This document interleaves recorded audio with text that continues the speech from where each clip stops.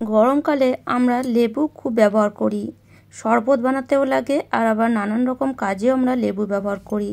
লেবু ব্যবহার করার পর এই যে লেবুর খোসাগুলো, এগুলো আমরা বেকার ভেবে ফেলে দিই, কিন্তু আজকের ভিডিওটা দেখার পর আমি আশা করি তোমরা আর এই লেবুর খোসা কখনোই ফেলে দেবে না। তো চলো আমার মতন এইভাবে তোমরাও লেবুর খোসা জড়ো করো। আর লেবুর খোসা জড়ো করার পর একটা বড় জায়গার মধ্যে কিছুটা পরিমাণ জল দিয়ে তারপরে তার মধ্যে দিয়ে দিলাম পুরো লেবুর খোসাগুলো। লেবুর খোসাগুলো দিয়ে কিছুক্ষণ মোটামুটি 10 থেকে 15 মিনিট ফুটিয়ে নিলে দেখো জলের কালারটাও চেঞ্জ হয়ে যাবে আর তার সাথে সাথে লেবুগুলোর কালারও। এবার জলটাকে পুরোপুরি ঠান্ডা করে নিতে হবে। জলটা যখন পুরোপুরি ঠান্ডা হয়ে যাবে তখন এই যে লেবুগুলো আছে জলের মধ্যে ভালো করে ম্যাশ করে নেব। যতটা সম্ভব ভালো করে ম্যাশ করে নিতে হবে যাতে লেবুর যে রসটা, সেই রসটা যেন জলের মধ্যে পুরোপুরি চলে যায়। ভালো করে ম্যাশ করার পর এবার জলটাকে ছেঁকে নিতে হবে। তো একটা বড় ছাঁকনির সাহায্যে জলটাকে ছেঁকে নেব।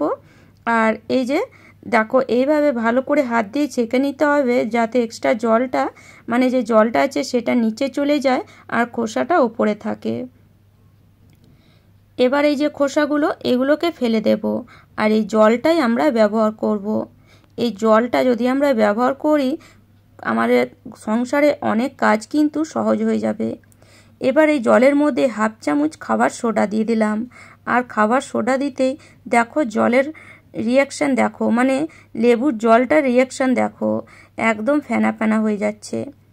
এবার এর মধ্যে যদি সম্ভব একটু ভিম বা লিকুইড দিয়ে দিতে পারো, এতে তোমাদের কাজটা অনেকটাই সহজ হয়ে যাবে। মানে এইভাবে যদি একটা লিকুইড তৈরি করে রেখে দাও, ঘরের যে কোনো ক্লিনিংয়ের কাজে তোমরা এই লিকুইডটাই ব্যবহার করতে পারবে। সেটা রান্নাঘর পরিষ্কার করা হোক বা যে কোনো জায়গা পরিষ্কার করা হোক, ভালো করে জলের সাথে লিকুইডটাকেই মিশিয়ে নেব। এবার এই যে জলটা তৈরি হলো এটাকে স্টোর করার জন্য যে কোনো একটা বোতলের মধ্যে ভরে রেখে দেব। তো এইভাবে আমার মতন তোমরা যে কোনো একটা বোতলে ভরে দিতে পারো বা যদি স্প্রে বোতল থাকে সেখানেও দিয়ে দিতে পারো, মানে সেখানেও ভরে নিতে পারো।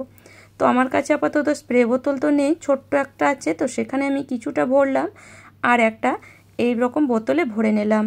এটাও স্প্রে বোতল ব্যবহার করা যেতে পারে যদি এটাকে ফুটোটা, মানে ঢাকনাটাকে ফুটো করে দিই আমরা। তো চলো এবার এই যে জলটা কি কি কাজে আমরা ব্যবহার করতে পারি সেগুলো দেখে নেওয়া যাক।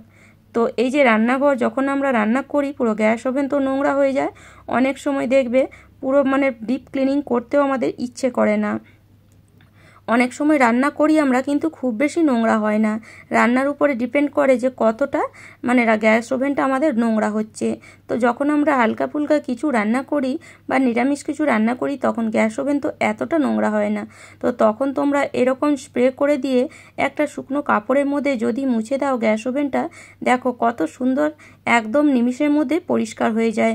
মানে 1 মিনিটও সময় লাগবে না এই গ্যাস ওভেনটা পরিষ্কার করতে। আর যদি ডিপ ক্লিনিং করতে চাও তবুও কিন্তু এই জলটার মধ্যেই ডিপ ক্লিনিং করতে পারো। খালি কাপড়টাকে একটু ভিজিয়ে দিয়ে তারপরে গ্যাস ওভেনটা পরিষ্কার করে নাও, দেখবে একদম গ্যাস ওভেনটা মানে পুরো ভালো মতন পরিষ্কার করে নিতে পারবে। রান্নাঘরের স্ল্যাবও কিন্তু আমরা এই জলটা দিয়ে পরিষ্কার করে নিতে পারি। সামান্য একটু স্ল্যাবের উপরে স্প্রে করে দিয়ে একটা শুকনো কাপড় দিয়ে মুছে দিলেই স্ল্যাবগুলো খুব সুন্দরই পরিষ্কার হয়ে যায়। খুব একটা কিন্তু সময়ও লাগে না আর আমাদের পরিশ্রমও লাগে না। আর এই গরমকালে যদি আমরা লেবুর জলটা ব্যবহার করি তাহলে মশা মাছির উৎপাত অনেকটাই কমে যাবে। দেখবে মাছির উৎপাত গরমকালে খুব বেশি থাকে। তো এইভাবে যদি স্ল্যাবের ওপরে একটু এই জলটা স্প্রে করো তাহলে দেখবে মাছির উৎপাত অনেকটাই কমে যাবে। আর যদি তোমরা চাও বাসনও কিন্তু পরিষ্কার করতে পারো এই জলটা দিয়ে। ভিম বার লিকুইড আমরা ব্যবহার করলে অনেকটাই খরচা হয়ে যায়। তো এইভাবে যদি ভিম বার লিকুইডের বদলে এইরকম লেবু জল বানিয়ে নিয়ে সামান্য একটু ভিম বার লিকুইডের মধ্যে দিয়ে দাও, দেখো কত সুন্দর বাসন পরিষ্কার হচ্ছে। সামান্য একটু আমি খালি নিয়েছিলাম, দেখতেই পাচ্ছ কত সুন্দর ফেনাও হচ্ছে আর বাসনও কিন্তু খুব সুন্দর পরিষ্কার হয়।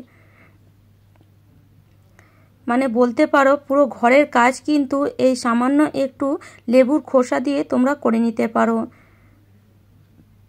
দেখো বাসনগুলো একদম চকচক করছে, কত সুন্দর পরিষ্কার হয়ে গেল। এবার এই বেসিনটাও এই লেবুর খোসার জলটা দিয়ে পরিষ্কার করা যাবে। তো এবার থেকে আশা করি আজকের ভিডিওটা দেখার পরে লেবুর খোসা কখনোই আর ফেলে দেবে না। লেবুর খোসা না ফেলে দিয়ে এইভাবে যদি আমরা ব্যবহার করি আমাদের সময়ও বাঁচবে আর তার সাথে সাথে কিছুটা হলেও আমাদের পয়সাও বাঁচবে। তো আশা করি আজকের টিপসটা তোমাদের অনেক কাজে আসবে। আর আমার টিপস যদি তোমাদের এতটুকুও ভালো লেগে থাকে তাহলে অবশ্যই লাইক করো, শেয়ার করো আর আমাকে কমেন্ট করে অবশ্যই জানিও। আর যারা আমার চ্যানেলে নতুন বন্ধু হয়েছো তারা প্লিজ চ্যানেলটিকে সাবস্ক্রাইব করে নিও এরকম নিত্য নতুন টিপস পাওয়ার জন্য। দেখো পুরো রান্নাঘরটাই কিন্তু আমি এই লেবুর খোসা দিয়েই পরিষ্কার করলাম। আর দেখতেই পাচ্ছ রান্নাঘরটা একদম চকচক করছে। তো চলো আজ এই পর্যন্ত।